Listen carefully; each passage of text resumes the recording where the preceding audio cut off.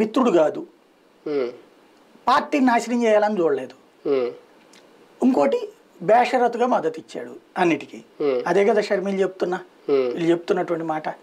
కాబట్టి ఇక్కడ ఈజీగా 25 సీట్లు వాళ్ళకే వస్తాయి.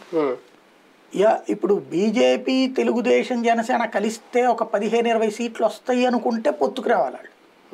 అంతే కదా, 15-20 ముగ్గురు కలిస్తే వస్తాయి అనుకుంటే రావాలి. అలా కాదు అనుకున్నారు అనుకోండి, ఎందుకు రావాలి ఇక్కడ అంటే ఇక ఓన్లీ వన్ ఆఫ్ లెక్క ఏంటంటే పార్లమెంట్ స్థానాలు ఎక్కువ తెలుగుదేశం ఇస్తానంటే అప్పుడు రావాలి. ఎందుకంటే సింగల్ గా మాకే వస్తాయి కదా. ఇప్పుడు దేశవ్యాప్తంగా 400 టార్గెట్ అనుకున్నాం కాబట్టి, దక్షిణాదిలో 50 దాకా టార్గెట్ అనుకున్నాం కాబట్టి ఇక్కడ కూడా 10 వాళ్ళతో కలిస్తే గెలుస్తాము అనుకునే రూట్లో రావాలి.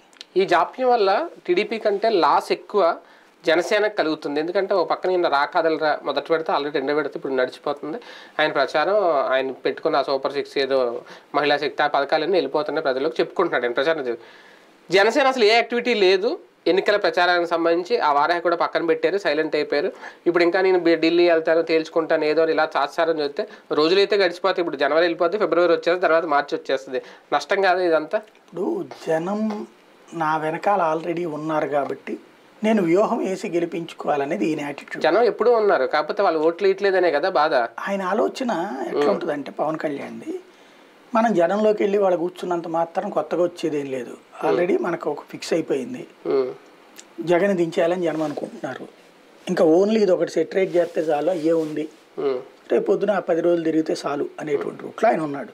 బాబు గారు అయినా సమాధానం చెప్తారా నన్ను నేను అడిగిన దానికి? 1/3 జరిగింది, నోరు కూడా మెదపల. అదే అంటున్నాను నేను, ఎందుకని ఆయన చెప్పడు. అదే తెలివితే అట్లా మౌనం ఏంటి వెనక? అదే ఆయన స్పెషాలిటీ. అంతేనా? అదే వ్యూహమా? అదే వ్యూహం. ఇద్దరు కలిపి వ్యూహం అయితే ఏమన్నా? ఈయనది వ్యూహం ఓపెన్ అయింది, ఆయన వ్యూహం ఓపెన్ కాదు.